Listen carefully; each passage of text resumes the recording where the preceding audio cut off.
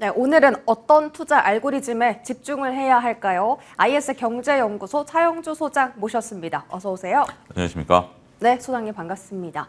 자, 이제 정부가 새롭게 열리면서 출범을 하면서 이제는 그 대통령에 대한 불확실성이 어느 정도 해소가 됐고요. 그럼 이제는 어떤 정책과 함께 어떤 섹터가 집중을 받을 것이냐, 이 부분이 가장 궁금하실 것 같습니다. 첫 번째 키워드는 코스피 진짜 5천 시대 열릴까라는 건데, 뭐 5,000포인트 가려면 지금보다 거의 지수가 2배 올라야 하는 건데 어려울 수 있겠죠. 하지만 오늘 뭐 지주사 플러스 시가총액 큰 종목들이 급등하는 것을 보아 그래도 생각보다 상승 랠리가 더 펼쳐질 수 있겠다라는 기대감은 있어요. 언제까지 이 랠리가 펼쳐질지는 모르겠지만 일단 이 측면에서 봤을 때 증권주 같은 경우 상승 여력이 더 있다라고 판단하세요? 일단 뭐 증권주 이제 답부터 말씀드리겠습니다. 증권주 같은 경우 지금 오늘 상당히 이제 높은 퍼포먼스를 보이고 있습니다. 네. 특히 증권 ETF 같은 경우 6에서 7%대 강한 흐름들을 오늘 좀 보여주고 있는데요.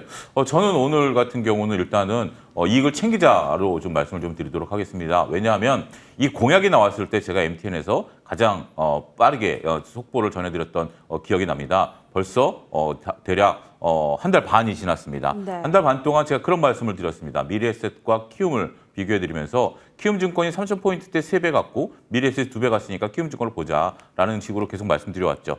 결국 이러한 그걸 주장한 이제 이재명 대통령이 탄생을 했고 그렇다면 이 뉴스가 새롭게 가느냐? 네. 이제부터는 또 다른 관점으로 저는 봐야 된다라고 봐야 될 것 같아요.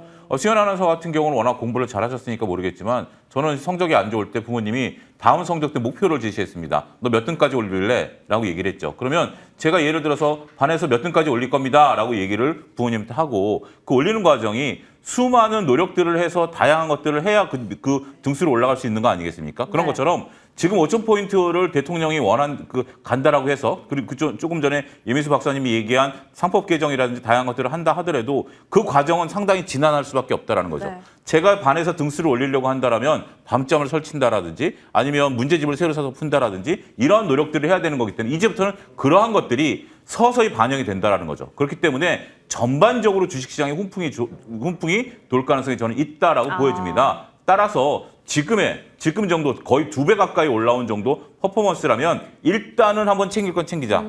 끝났다라는 건 아닙니다. 하지만 우리가 이제 소문에 사서 뉴스에 팔라라는 거 아니겠습니까? 뉴스가 지금 나온 거죠. 뉴스가 네. 나온 거기 때문에 저는 지금 상태에서는 일단 챙기고 그다음에 지금 새로운 어떤 정책으로서 그러니까 공약이 이제 정책으로 전환이 되겠죠. 그러한 주식들을 이제는 보는 것이 오히려 더 2마리 토끼를 다 잡는 방법이다. 너무 한 마리 토끼에 연연할 필요는 없다. 우리가 상당히 많이 먹을 수 있는 방법은 뭐죠? 치킨을 반반 치킨 먹는 거죠. 하나만 먹으면 물리는 거죠. 따라서 지금은 우리가 이재명 대통령 시대에 주식시장에서 반반 치킨이 널려 있다. 이렇게 정리하겠습니다. 좋습니다. 자, 그러면 증권주는 지금 추격 매수 자제라고 표현을 주셨거든요. 만약에 들고 계시다면 한 번은 챙기세요라고 하신 건데, 자, 그러면 지주사랑 밸류업은 어때요? 지주사는 본격적으로 지금 주주 환원 정책을 펼칠 거잖아요. 그거를 정부에서도 푸시를 하고 있는 상태고. 지주사도 많이 올랐는데 그럼 지주사도 지금 한 번 챙길 때예요? 저도 마찬가지입니다. 그러니까 우리가 지금 이 5,000포인트를 간다라는 것은 5,000포인트를 간다라는 건 이제 마라톤을 뛰기 시작한 거예요. 근데 주가는 벌써 단거리를 뛰어버렸습니다. 그러니까 우리가 5,000포인트 간다는 건 마라톤인데 긴 싸움인데 가다가 힘들어 지칠 때도 있고 외부적인 변수도 있고 바람이 불면 가다가 좀 멈출 수도 있고 갈증이 나면 물을 마실 수도 있는 건데 지금 지주사라든지 그 증권주들은 밸류업이 벌써 마라톤 도착점에 도착해버린 지수예요. 일단 주가 흐름을 좀 보이고 있어요. 그래서 저는 일단 지금 많이 올랐던 것들은 일단 챙기고 이 다음에 이제 상법 개정안이라든지 그 다음에 자사주 소각이라든지 이런 것들은 분기라든지 연 단위로 움직이는 거 아니겠습니까? 그래서 긴 호흡으로 바라보려면 단기간에 올랐던 건 팔고 조정시 매수로 전환돼야 됩니다. 이게 끝났다라는 게 아니라 증권주도 그렇고 지주사도 그렇고 일단 매도 조정시 매수 이런 관점으로 저는 정리해드리도록 하겠습니다. 그러면요. 조정 시에 매수 가능한 증권 지주사 포함해서 그런 종목 있습니까? 그거는 한참 좀 더 기다려야 되지만 지금 당장 우리가 조정이라는 게 하루 이틀 조정은 아니에요. 그렇지만 눈여겨봐야 될 것들은 무엇을 노려야 되느냐라고 본다라면 지금 오늘 증권주들 올라가는 게 뭐죠? 결국은 대형 증권사보다 중소형 증권사들이 탄력이 더 크죠. 네. 그 점도 제가 한 달 전부터 MTN에서 말씀드려왔던 거예요. 왜냐하면 수수료 수입을 봐야 되니까. 대장은 키움증권을 봐야 되고 그다음에 유안타라든지 유진증권 이런 걸 보자. 지주사 같은 경우는 상법 개정이 과연 국회에서 어떻게 통과되느냐에 따라서 달라질 수가 있어요. 네. 그 지금 현재 지금보다 더 센 부분들이냐? 아무래도 대통령이 되고 나면 여러 가지 이제 뭐 이익 단체들의 역할들을 조절해야 되는 것들은 좀 있잖아요. 그런 부분들이 있기 때문에 이 부분은 일단 보류. 그리고 더군다나 이 상법 개정안과 그다음에 우리가 자사주 소각 같은 경우는 정책대로 이루어지기는 좀 힘들어요. 왜냐하면 기업마다 다 이해관계가 있기 때문에. 그래서 저는 일단 증권주만 보자. 그다음에 지주사 같은 경우는 지금 정도에서 좀 놔두고 오히려 지주사는 투자하기 좋은 게 있죠. ETF를 사는 거예요. 어떤 기업이든지 내가 증권주는 정밀 타격이 가능하겠지만 지주사는 어떤 기업이 어떠한 정책을 펼칠지는 상당히 어렵지 않습니까? 그래서 만약에 주가 조정을 받는다라면 올 하반기쯤에는 ETF를 사는 것도 하나의 좋은 전략이 된다 이렇게 정리하겠습니다. 좋습니다. 중소형 증권주 그리고 지주사는 보류 의견이시나 투자를 원하신다면 ETF 상품도 좋다 이렇게 정리해 드리겠습니다. 다음 키워드 확인하시죠. 자, 다음은 반도체 얘기인데요. 앞으로의 그 주력 산업이 될 거다. 근데 원래도 주력 산업이긴 했는데 그렇죠. 어떻게 정부에서 더 이쪽을 R&D를 더 지원을 해준다라는 거죠. AI 쪽으로. 자, 오늘 SK 하이닉스 주가를 보면요. 상당히 좋습니다. 소장님이 이미 예견해 주셨던 거잖아요. 20만 원 넘기면 2, 3만 원 초반까지 올라갈 거다. 오늘 외국인이 정말 많이 삽니다. 네. 이거 의미 있는 수급인가요? 그렇죠. 왜냐하면 23만 원이면 우리가 직전 고점이에요. 네. 지금 직전 고점에서 22, 3만 원대에서 외국인들이 사기 시작했다. 네. 저는 그 전에 MTN에서 이제 이 시간에 이제 수연 아나운서랑 이제 한 2, 3주 전에 이제 그런 얘기를 했던 것 같아요. 우리 쇼커버링에 대한 가능성. 맞아요. 공매도가 나온다. 오늘 딱 그 갭 상승해버린 거 아니겠습니까? 네. 그런 부분들이 나오면서 여기서 외국인들이 들어온다라면 그때 제가 목표 제시한 게 1차 목표가 25만 원이었거든요. 그보다 좀 더 갈 수 있다라는 거죠. 이것은 이제 새 정부에 대한 기대감이냐 아니면 수급 논리냐라고 본다면 저는 수급 논리로 봐야 될 것 같아요. 새 정부 기대감이라는 것은 그거는 이제 이 반도체 산업에 대해서 그 반도체 클러스터를 공급한다라든지 AI를 도입한다라든지 아니면 뭐 전력 공급한다는 이런 것들이죠. 제가 살을 빼야 된다고 제 아내가 저한테 운동기구 사준 것만 한 5개 정도 돼요. 근데 제가 아직까지 살이 안 빠진 이유가 뭘까요? 그 운동기구를 안 쓴 거죠. 그러니까 정부가 이렇게 판을 깔아주는 건 중요해요. 아내가 저한테 운동기구를 사준 건 중요하죠. 그래서 저도 스트레스를 받고 그렇긴 하지만 실질적으로 움직여야 되는 것보다 글로벌 수요라든지 국내 수요가 늘어나야 된다는 거죠. 근데 저는 살을 안 뺐지만 지금 HBM 같은 경우는 충분히 그런 부분들에 대한 모멘텀들이 있는 거죠. 여기에 정부가 판을 깔아줬다. 네. 하겠다는데 더 판까지 깔아줬다. 그러면 저는 이 부분에 대해서는 더 긍정적인 모멘텀이 있을 수 있다는 거죠. 판을 깔아줬는데 안 됐던 업종들이 많아요. 그래서 제가 비유를 드는 건데 SK하이닉스는 그렇지 않아도 잘 되는데 판까지 깔아줬다라는 측면에 있어서는 긍정적으로 보자. 안타까운 것은 질문하실 수 있겠지만 삼성전자죠. 삼성전자는 지금 현재로서는 조금 우리가 네. 그 모멘텀이 좀 약한 것 같아요. 그런데 삼성전자에 대해서는 좀 다른 시각도 있다는 점 말씀드리도록 그거 하겠습니다. 제가 바로 다음 질문으로 예. 여쭤보려고 한 거여서 제가 여기서 끊어주세요 이런 사인을 예. 드렸거든요. 그 삼성전자 엔비디아 검색하면 자동 검색어로 납품, 승인, 통과, 퀄테스트 다 지금 이게 궁금하신 거예요. 근데 이게 지금 답변이 계속 안 나오다 보니까 네. 주가가 사실 계속 눌리거든요. 삼성전자 임원이 엔비디아로 미국 출장 갔다 이런 소식도 어제 좀 들리긴 했어요. 이제 카더라 소문으로. 여전히 모멘텀이 없다라고 봐야 되는지 그래도 우리가 일말의 기대감과 지수 레버리지에 대한 어쨌든 삼성전자의 주가 상승 기대감도 있잖아요. 그런 걸 생각해서라도 우리가 쌀 때 사야 하는지 궁금합니다. 조금 다른 관점으로 말씀드리겠습니다. 제가 화면에 정면으로 쓰면 굉장히 좀 이렇게 뚱뚱해 보이죠. 근데 약간의 옆으로 쓰시면 쓰면 약간 슬림해 보이죠. 그러니까 똑같은 차용주인데 보는 관점에 따라서 차용주가 뚱뚱해 보이느냐 약간 슬림해 보이느냐라는 거죠. 자, 삼성전자가 지금 정면으로 모습을 보면 어떻죠? 약간 좀 아쉽죠. 삼성전자가 지금 이익 모멘텀이라든지 여러 가지 지금 말씀하시는 설 이런 것들이 나온다는 게 안타깝죠. 하지만 측면으로 약간 틀어서 이쁘게 보려고 한다라면 자, 우리가 이제 새로운 대통령이 열리고 새로운 시대가 오게 된다라면 우리 한국문에 대해서 외국인들이 들어올까요, 안 들어올까요? 들어온다라는 거죠. 그러면 한국문에 대해서 외국인들이 들어오면 가장 먼저 살 수 있는 게 뭐다? 삼성전자다. 그렇기 때문에 삼성전자가 자체적으로 6만 원까지 가기에는 아직은 조금 제가 살을 좀 더 빼야 되는 것 같아요. 근데 제가 카메라 앞에서 약간 고개를 모습을 돌리는 순간 좀 슬림해 보이는 모습이 그 외국인 수급에 따라서 6만 전자까지는 전 갈 수 있다라고 봐요. 그래서 지금은 그러니까 반도체를 내가 공략하겠다라면 여전히 하이닉스. 네. 하지만 삼성전자가 우리나라를 대표하는 기업이고 또 새로운 대통령에 따라서 외국인들 수급이 들어올 가능성이 있어 보인다라고 보시는 분들은 삼성전자에 투자하시는 것도 하나의 좋은 방법이 된다 이렇게 정리하겠습니다. 그러니까 반도체 모멘텀은 하이닉스가 가져가고 지수 측면에서 봤을 때는 삼성전자를 봐야 한다. 이런 시각이신 거잖아요. 알겠습니다. 반도체는요. 그 부품주는 어떨지 궁금한데 오늘 뭐 온디바이스 AI나 CXL 같은 종목들이 좀 강하고 디램도 하이닉스가 이겼다. 이런 소식도 좀 전해졌습니다. 부품단은 하이닉스 밸류체인을 봐야 하는지 아니면 AI 쪽으로 우리가 계속 이제 서포트를 받을 거니까 뭐 온디바이스 AI라든지 혹은 핸드폰에 또 AI가 탑재되면 또 휴대폰 부품도 주목을 그렇죠. 받을 수 있는 것이고 어떤 사이클이 좀 도래할까요? 지금 이제 부품주 같은 경우는 좀 애매한 포지션인 것 같아요. 오늘 이제 부품주들도 상당히 좀 주가 퍼포먼스가 좋은 부분들이기 때문에 네. 그런 부분들을 이제 보는데 저는 여전히 하이닉스향 부품주들을 봐야 된다. 우리가 온디바이스라든지 CXL이라든지 유리기판이라든지 액침 냉각이라든지 네. 이런 것들은 거듭 말씀드리지만 기대에 관련된 기대주들이다라는 점을 좀 말씀드려야 되겠고 그렇지 않고 우리가 볼 때는 역시 부품주들을 볼 때는 그런 부분들을 좀 봐야 된다. 근데 과연 부품주들을 오래 들고 갈 수 있느냐 여부들을 놓고 본다라면 저는 이건 순환매 차원으로 도는 것 같아요. 특히 이 순환매가 지난주부터 돌기 시작했잖아요. 그거의 일환으로서 부품주들이 돌고 있는 하나의 순환매다. 하지만 지금은 시장에 있어서 조금 좋아 보이는 주식들이 좀 많아요. 그러면 더군다나 어차피 좋아 보인다는 건 중소형주들이 아니겠습니까? 중소형주들이 나타나기 시작하면 부품주들이 가장 먼저 변동성을 보일 가능성도 있다는 점을 염두에 두셔야 된다라고 말씀드릴 수가 있겠습니다. 네, 부품주는 하이닉스 밸류체인으로 보자 이렇게 정리해드리고요. 다음 알고리즘 확인하겠습니다. 1호 공약인 AI 어떻게 해석을 할까? 소프트웨어 너무 잘 가요. 뭐 마음 AI, 시선 AI, BQ AI 다 급등하고 있고 소프트웨어를 사실 지금 실적을 낼 수 있는 게 정부향이거든요. 이게 소비자 그리고 같은 비즈니스 계열로 실적이 좀 퍼져야 사실 우리가 기대하는 숫자가 찍힐 텐데 아직은 그 시장의 그 파이가 그렇게 크지 않구나 이런 생각이 소프트웨어는 좀 듭니다. 그럼에도 불구하고 정부 수혜니까 담아야 된다.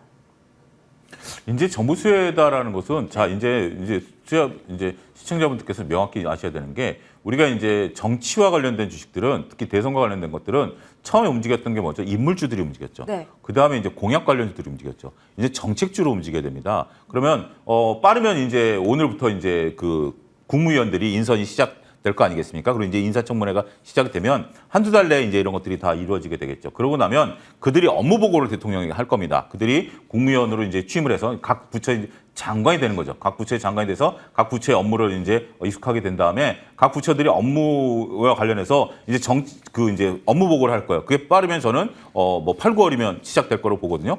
그때 정책주를 봐야 돼요. 지금은 네. 뭐다? 테마주로 봐야 된다. 아직까지는 소프트웨어를요? 우리가 소프트웨어를 보게 된다라면 아직까지는 인공지능과 관련해서 지금은 공약이죠. 공약이 정책으로 가는 지금 빈 공간이 있거든요. 그 빈 공간 내에서 지금 움직이는 것은 테마주일 수밖에 없다. 정확히 수현 앵커께서 답을 다 말씀하셨어요. 이게 파이가 넓어질 수 없는 건데 지금 주가 퍼포먼스는 너무 좋은 거 아니겠습니까? 그렇다라는 것은 역설적으로 뭐다? 사람들의 관심이 지금 쏠리고 있는 거는 맞지만 그 관심 속에서 매매를 해야 된다. 관심 속에서 매매를 해야 되는 건 뭐다? 테마주 영역이다. 이렇게 정리하도록 하겠습니다. 알겠습니다. 그러면 로봇도 테마로 생각하시는지 궁금한데 로보티즈 제가 그 연봉 차트를 봤더니 네. 올해 상반기에 200% 주가 올랐던데요. 이게 뭐 실적 때문에 그런 건지 아니면 테마라고 하기엔 너무 길게 랠리를 펼치잖아요.